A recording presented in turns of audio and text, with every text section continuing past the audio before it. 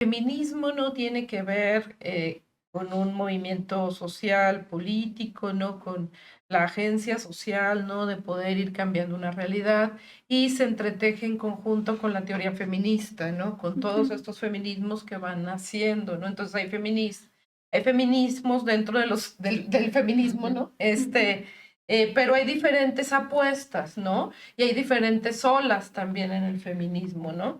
Sea, no es lo mismo la segunda ola, que fue como el de las sufragistas y todo. Ahorita creo que vamos en la cuarta ola, por ejemplo, ¿no?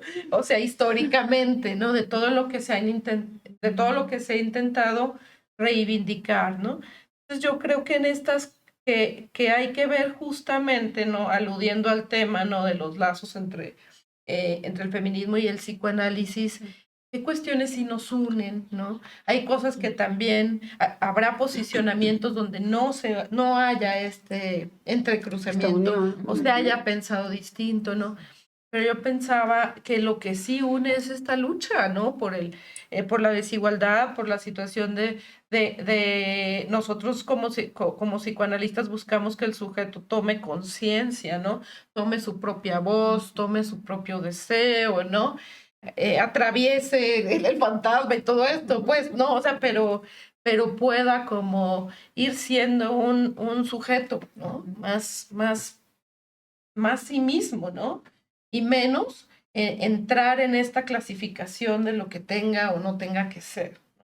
Que yo creo que de repente esos han sido los amarres, ¿no? De la cuestión de género, ¿no? Que ha sido, claro, que muy en esta desigualdad, ¿no? Y más para un sexo que para otro, ¿no? O sea, históricamente sí hay una deuda ahí fuerte, ¿no? A mí me parece bien importante esto que mencionas, Gina, porque yo creo que ahí cabe la diferencia, ¿no? Entre lo que uno como psicoanalista hace en la clínica, ¿no? Con los pacientes, que es ayudarlos precisamente como para que ellos vayan encontrando su verdad, se vayan apropiando de ella, vayan responsabilizándose por ella también. Porque pensaba ahorita en la clínica, por ejemplo, a mí me ha tocado mucho como la experiencia de personas que llaman, ¿no? Solicitando informes, pero luego me dicen, pero tú sí, sí trabajas como con la comunidad LGTB, o sea, como tú sí estás de acuerdo con eso, ¿no? O sea, y yo de pronto pensaba, pues es que no tiene que ver conmigo, pues, o sea, no tiene que ver con lo que yo creo, con lo que yo pienso, ¿no? Sino que tiene que ver contigo, ¿no? Con que tú vas a encontrarte ahí tú y el cuestionamiento va contigo, no va hacia mí. Pero es una cosa como bien, que me parece muy interesante, ¿no? Como de pronto pareciera que es como que uno tendría que tener una especialidad, ¿no? O sea, como eres especialista en personas transgénero o eres especialista en personas no sé qué, porque si no, entonces no me interesa porque voy a sentir que entonces no me vas a comprender, no me vas a entender, ¿no? Todo lo que yo te pueda decir, ¿no? Cuando a mí me parece que de lo que se trata no es de legitimar, ¿no? Ahorita que mencionabas mucho esto, como una práctica, ¿no? O una forma, ¿no? De vivir la sexualidad, ¿no? O de elegir un objeto, de satisfacción de la pulsión, sino más bien de irte cuestionando profundamente como tu propia identidad, tu propio ser, ¿no? O sea, y que lo vayas asumiendo de una manera mucho más consciente, tomando en consideración precisamente como esto que vamos hablando, ¿no? Ahora sí como decimos acá en psicoanálisis, asumiendo una castración, ¿no? En el sentido de no poderlo todo, pues, ¿no? De que no se puede tener todo, de una renuncia, ¿no? Necesaria, precisamente, ¿no? Este, y que a veces ahí es donde entra la cuestión de decir, ah, no, o sea, si se trata de eso, entonces no me interesa.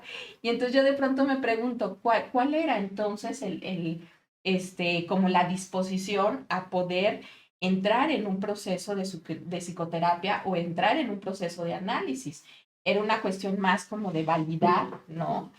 De validar esta forma, ¿no? De vida o era una cuestión más bien de profundizar en mí y de preguntarme yo, ¿no? Honestamente, como qué es lo que estoy haciendo, ¿no? Desde dónde estoy tomando las decisiones que tomo. Claro. Entonces, eso me parece como importante, ¿no? Porque no tomamos una posición, o sea, sino más bien es como llevamos a la persona que más bien asuma desde dónde está tomando esa posición, pues, ¿no? Claro, a que se Ujú. cuestione, ¿no? A que se Así es. cuestione, a que Ujú. observe la realidad, digamos, a Ujú. mostrarle la realidad como es, Ujú. que la saque de esa subjetividad en donde puede ser que esté atrapada y que le puede generar un montón de trastornos y de sufrimiento. Ujú. Entonces, se trata de eso, porque cuando tú dices, ¿a qué viene? O venía a que la completaras, Ujú. o viene de verdad a conocerse y a cuestionar. tolerar toda una serie de movimientos internos que se van a generar en ese encuentro terapéutico, que no está fácil de tolerar muchas veces, ¿no? Sí, que eso va más allá del sexo, de la No tiene identidad. nada que Eso no ver. tiene nada que ver. No tiene Eso. nada que ver, ¿no? Me hace bien interesante poderlo diferenciar, porque eso tiene que ver más con la estructuración psíquica, Totalmente. con lo que puede causar sufrimiento, como decías, maestra, o sea, internamente en relación con el otro y también cómo me relaciono con el mundo y conmigo mismo. Así O es. sea, yo pensaba que esa es, si se quiere, una posición desde la cual sí trabajamos, ¿no? Desde Sí. la que cuestionamos. Si yo uso al otro como una cosa o si lo considero o no, si me dejo usar por el otro como una cosa o no, si asumo yo pensaba mis pulsiones, mis fantasías, mis deseos y desde dónde me posiciono a partir de eso. Si le estoy dando gusto al otro, sea quien sea, ¿no? Y sea el discurso que sea, Así es. o estoy, digamos, más en contacto conmigo mismo. Y eso es otro boleto.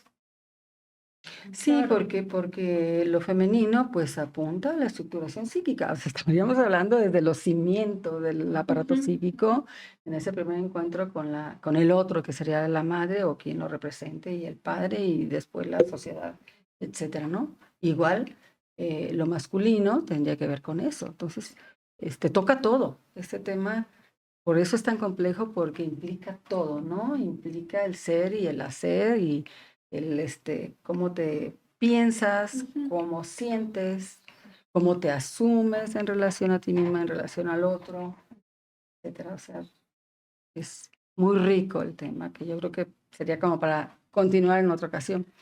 Sí, mira, por suerte podemos tener otro programa para continuar. Sí, También porque Gustavo Ruiz Velasco Nuño manda felicitaciones a las panelistas y dice que excelente programa. Muchas muchas gracias. gracias. Sí, yo creo que da para preguntarse muchísimas Ujú, cosas, ¿no? ujú. O sea, porque yo me quedé pensando también, o sea, que a mí se me hace como bien interesante como esta cuestión de empezar a desmitificar, ¿no? O a quitar estos estereotipos precisamente de lo que significa lo masculino, lo femenino, y eso nos posiciona también en una posibilidad de poder estar un poco más integrados, ¿no? En el sentido de no dejar fuera a lo mejor como se hacía antes como todo lo femenino, porque si no, entonces eso me hace menos hombre, ¿no? O dejar lo masculino, porque si no, entonces pues ya soy una marimacha, ¿no? O sea, Ujú, Exacto. como poder andar por la vida, pero pues de una manera más integrada y que también pues es como la posibilidad de poder ser más, estar más a gusto, ¿no? De poder Ujú. hacer hasta esas cosas que antes yo no me permitía porque decía, ay, no, se va a ver mal que yo haga tal cosa, ¿no? O sea, y y pensaba cómo ahorita, ¿no? Uno puede ver, cómo los hombres de una manera más abierta, ¿no? También pueden sí. dedicarse a aquellas profesiones que antes eran como estaban destinadas Claro. para la mujer porque eran más sensibles, más suaves, ¿no? O cómo la mujer también puede asumirse en posiciones también como más fuertes, ¿no? Que implican más poder a lo mejor porque ahorita tienen pues más la fuerza, ¿no? Para poder ir haciéndolo, ¿no? Entonces, como que se van abriendo también esas posibilidades, ¿no? Y que antes era como muy velado, ¿no? Y muy criticado. Claro. Claro, porque yo creo que tendría que ver con esas diferencias tan rígidas que se habían impuesto, ¿no? Sí. Que también llevaron a los extremos, en donde hasta ponerte un color que no era esperado Sí. para un varón era ser femenino. Y bueno, eso no tiene nada que ver. Entonces, esto sí ha generado pues mucho sufrimiento a nivel personal. Y también mucha competencia con el sexo opuesto. O sea, ahora Sí. de repente te pones a competir con el sexo opuesto y pensaba en, si nos vamos a los extremos, en esas mujeres que dicen, yo voy a tener un hijo sola y me voy a inseminar. Y entonces, la fantasía que está detrás es que estás completo. No Tienes ambos necesito sexos. nada. Sí, Yo claro, necesito al así varón para es. que Claro. sea Ujú. partícipe de esta maternidad. Yo lo hice solita, cosa que pasamos a otro plano de enfermedad mental, ¿no? Y que va a tener sus consecuencias Pero también. totales, Ujú. totales. Tanto con el hijo como con la Claro. relación. Y hacia la para la sociedad. persona. Tremendo, ¿no? Desde Sí, cómo fue sí. pensado, deseado, ¿no? Sí, sí, sí. Yo pensaba también ahorita que decías de los límites, que asumir un límite y conectándolo con lo que decía Maester, lo que permite que uno disfrute lo que logra.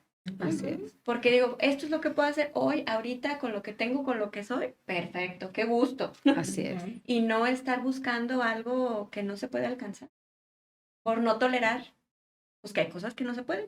Me hiciste pensar, por ejemplo, en muchas personas que son promiscuas sexualmente a un extremo patológico, o sea, de llegar a tener al día 20, 30 relaciones sexuales con diferentes personas, en ese afán de completarse, ¿sí? ¿Por qué? Porque no hay un límite, porque no aceptan que por ahí no se va a completar porque no es una cuestión física, es una cuestión emocional que habrá que atenderse de otra forma, pero que ahí el sexo se convierte en una descarga nada más Y que y no en un acompañamiento. momentánea, porque Así queda es. la Queda el angustia vacío y la angustia tremenda, ¿no? terrible.